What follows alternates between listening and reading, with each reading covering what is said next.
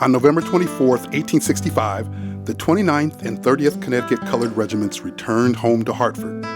Their plight had been a long and hard one. The 29th Regiment was formed in November 1863, and the 30th Regiment in January 1864, but not without struggle. Although Connecticut could have created a colored regiment a year prior, racism within the state made it not something the state wanted to pursue. That position changed when the federal government informed Connecticut that they were over 1,700 men below their quota, applying pressure on the state to make up the shortfall by January 5, 1864. It was then that approval was given by Governor Buckingham to create a colored regiment. The men spoke of experiencing racism while serving. Many of the men were not given their promised bonus for enlisting, and they were initially paid $7 per month when white soldiers were paid $13 per month. Even so, the men became heroic. The 29th was the first regiment to enter Richmond, Virginia, the burning capital of the Confederacy. They remained to see President Lincoln tour the burning city the following day, some of the men writing about seeing Lincoln in their memoirs. On their return to Connecticut, they were celebrated with a parade in New Orleans and New York. But on arriving in Hartford, they learned that the citizens of this state had voted just 1 month prior that they should not be given the right to vote. This was heavy on their hearts as they arrived in Hartford. They stood here on Central Row, the street on the south side of Connecticut's old State House. The first floor door on that side of the building led to the governor's office. The governor appeared from that door and gave a speech to the men, honoring them for their bravery, but also encouraging them to be patient with the citizens of Connecticut who had just denied them their right to vote. Following speeches by other dignitaries, the men were led on a parade around the city. Today, we will be traveling that exact route the soldiers took. To begin, let's start by traveling north on Main Street, past Connecticut's old State House, past Asylum Street, and towards Pratt Street. Turn left to continue west down Pratt Street. You are now entering the historic Pratt Street district here in Hartford. This land was once part of John Pratt's farm, a representative of the first General Court of the Connecticut Colony in 1639. The land for this street was deeded to the city of Hartford in 1814 by his descendants. The street quickly became home to many of Hartford's wealthiest citizens. But by the 1860s, it transformed into not only a residential district, but also a commercial one, lined with merchants and shops. As we walk, I invite you to imagine the bustling life here of the past. Neighbors chatting on the sidewalks and shops opening their doors to people seeking goods and services. As the soldiers walked these streets, imagine people standing outside their doors, cheering them on and celebrating their return. To your right at 80 Pratt Street is the historic Spencer House.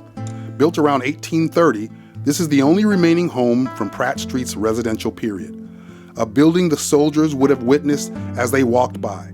The home was built by merchant Stephen Spencer, a prominent businessman and community leader who also served on the board of Aetna Insurance. Stephen Spencer died on November 3, 1865, 3 weeks before the black soldiers of Connecticut's colored regiments paraded past his home. At the time, the wooden enclosure above the entrance to the front door was likely not enclosed, existing as a balcony instead.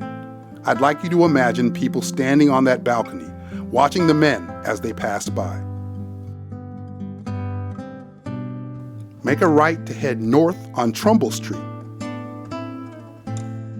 At the corner of Trumbull and Church Street, make a left to head west towards Ann Uccello Street. In front of you to the left, at the corner of Church and Ann, is St. Patrick's St. Anthony's Roman Catholic Church. The church was first built in the 1850s. A fire destroyed it in 1875, so a new church was built on the same spot in 1876.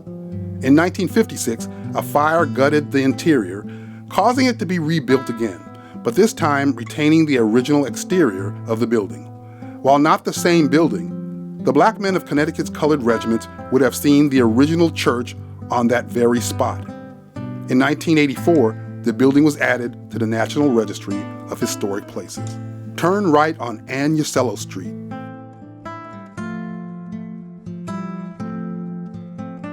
Make a right onto Main Street.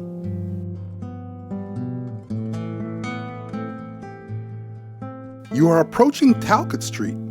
While we are going to continue walking south on Main Street, I'd like to point out that the former location of the Talcott Street Church was to your left at the bottom of Talcott Street at the corner of Talcott and Market. In 1819, due to being forced to sit in the galleries and at the back of other churches in the area, Hartford's African American community began worshiping separately from white congregations.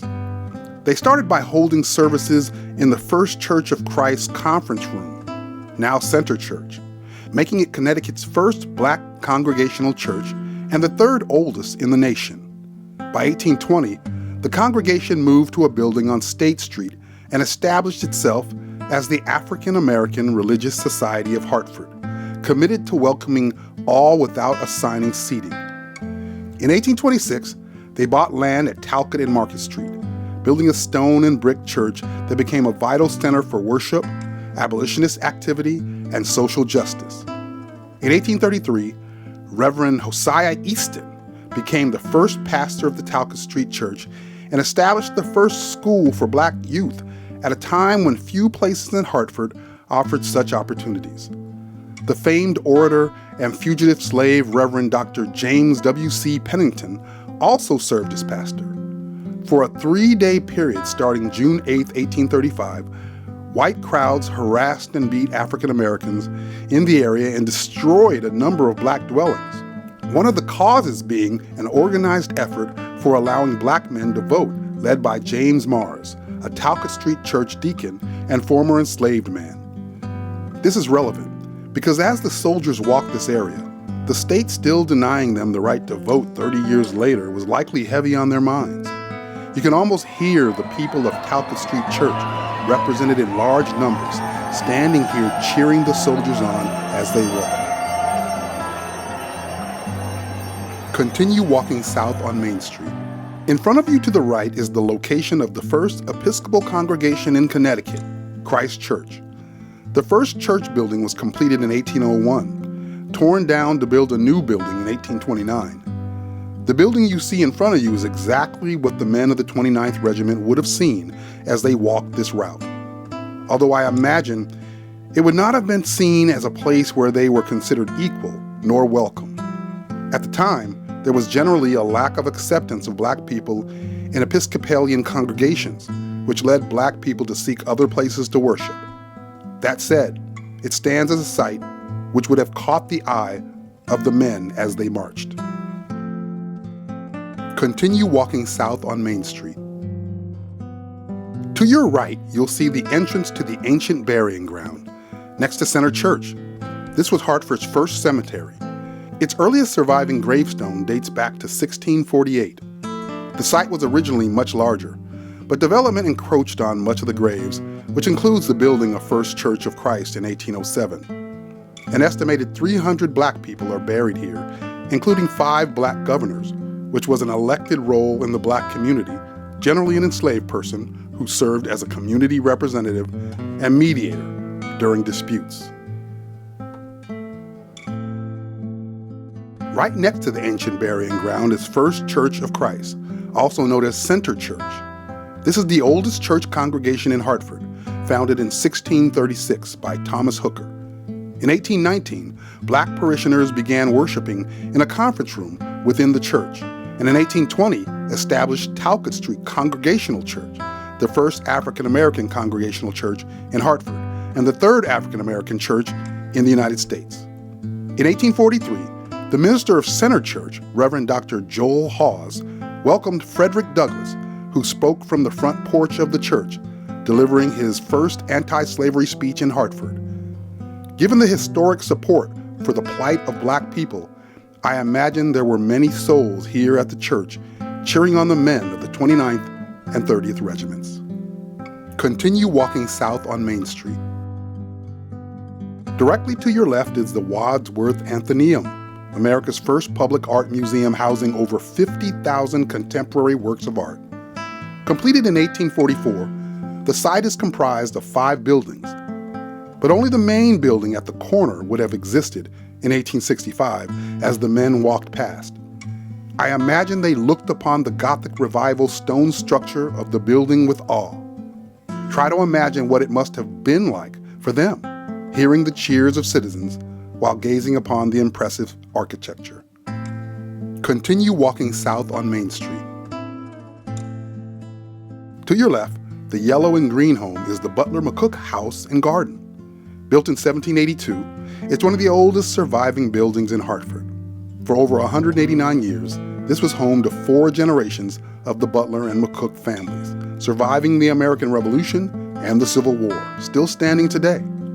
While there were other homes on this street, this is the only one remaining that the men of the 29th and 30th Regiments would have seen as they marched.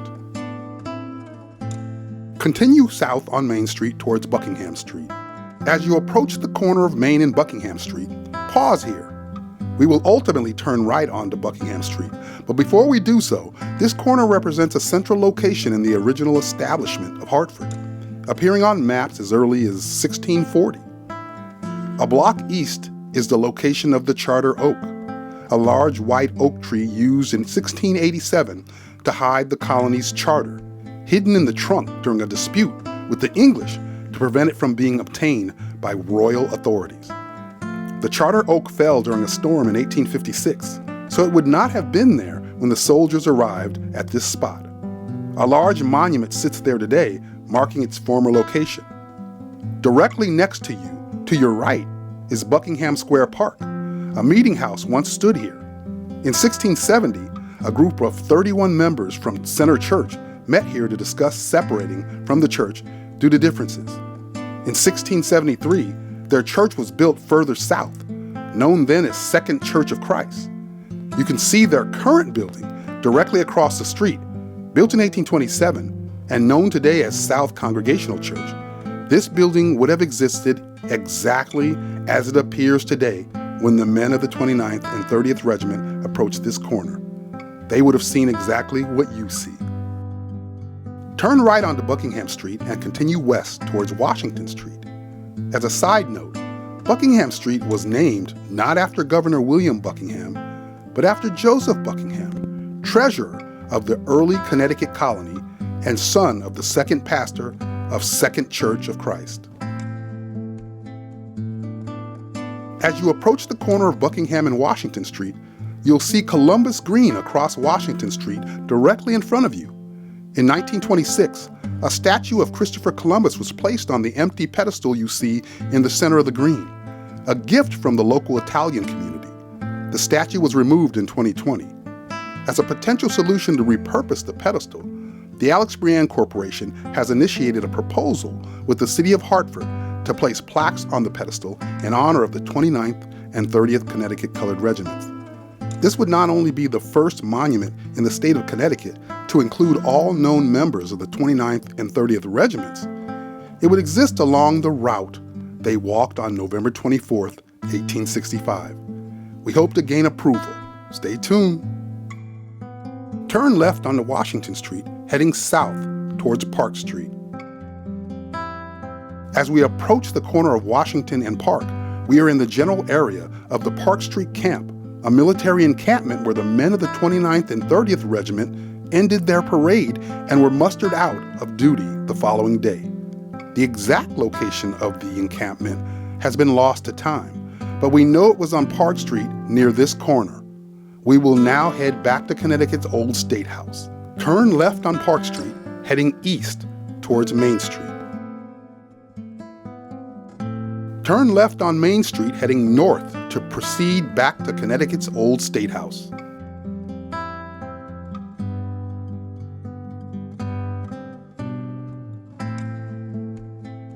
Welcome back to Connecticut's Old State House. You are now one of a very small number of people to have followed in the footsteps of the men of the 29th and 30th Connecticut Colored Regiments. Thank you for honoring their memory, and may God bless you.